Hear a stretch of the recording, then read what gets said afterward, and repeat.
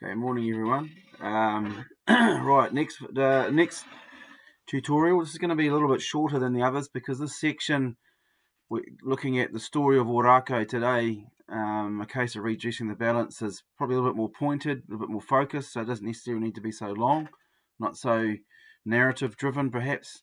Not that your earlier sections have been narrative driven, mind you.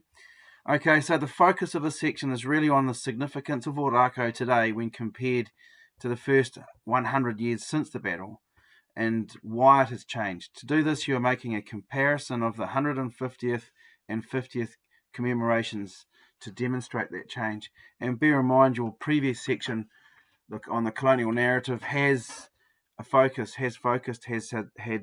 drawn on the 50th celebration as a marking point in time.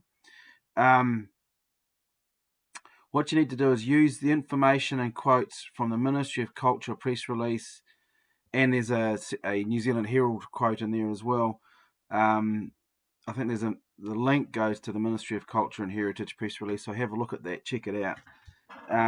But you want to use some quotes from there to help you describe how Orakau and indeed other battles are remembered today. These quotes will be in your evidence. These quotes will be your evidence to say that this is how Orakau is celebrated today. It's different to the past. It's different to how it was remembered in 1914, and then you would use the quotes to show that. Okay, and then the section on deconstructing myths in New Zealand history has given you some ideas as to why that change has happened. Okay. The key point here is that over the last 50 years especially, Maori have been given a voice. Okay, and see what the website says about how Maori have been given a voice.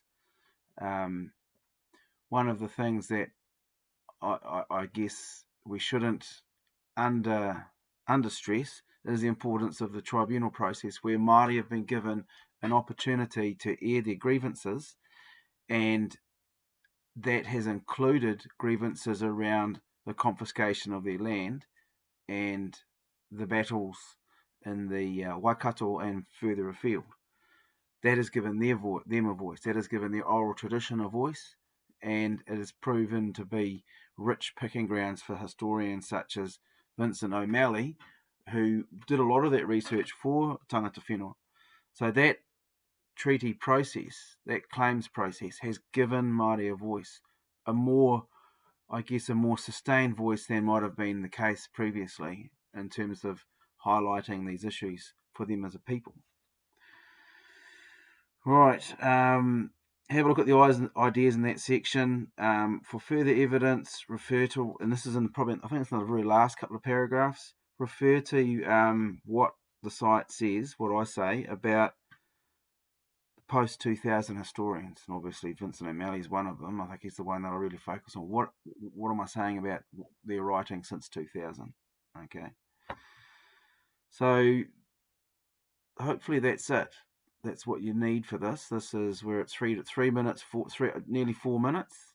So just to reiterate, this section here is simply a comparative section where your main focus is on how Orakau was celebrated today. Oh, and remember also that and I think I mentioned this last week, in 2014, when the 150th of Orakau was celebrated, it was celebrated very differently, but there was not necessarily, and you'll see this in the media, in the press release, there wasn't they didn't necessarily acknowledge some of the dirtier sides of the battle, which O'Malley has identified and which were squashed or sanitised back in 1914 at the 50th, the killing of women and wounded, and as Michael Belgrave has suggested happened, maybe even rape, but that's not mentioned even in